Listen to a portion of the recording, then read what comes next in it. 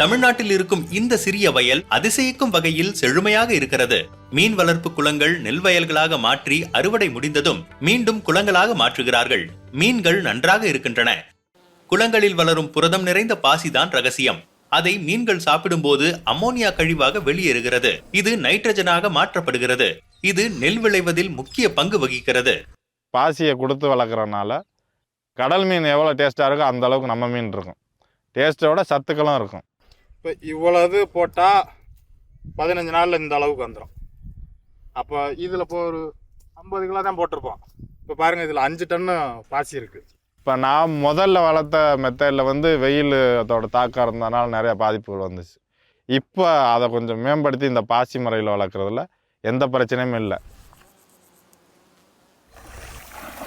இப்போ நான் வளர்க்குற மீன் ரகங்கள் கட்லா, ரோகு, மிருகால், புல்கண்டை, சீசி, பொட்லா. பொன்னையாவின் வழிமுறை இயற்கையானது. அவர் வேதி உரங்களையோ பூச்சிக்கொல்லிகளையோ பயன்படுத்துவதில்லை. இதனால் அவருக்கு செலவு குறைகிறது. இதை ஜீரோ பட்ஜெட் இயற்கை விவசாயம் என்கிறார்கள். ஒரு சாதாரண விவசாயி ஒரு ஏக்கருக்கு 20,000 ரூபா செலவு பண்ணுறாருன்னா அவர் ஒரு 10,000 ரூபா எடுப்பார்.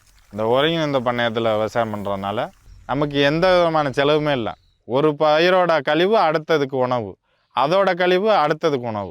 கூடுதல் விளைச்சல், குறைவான செலவு. இந்த மீன் நெல் அமைப்பை பிற விவசாயிகளுக்கும் பொன்னையா பரிந்துரைக்கிறார்.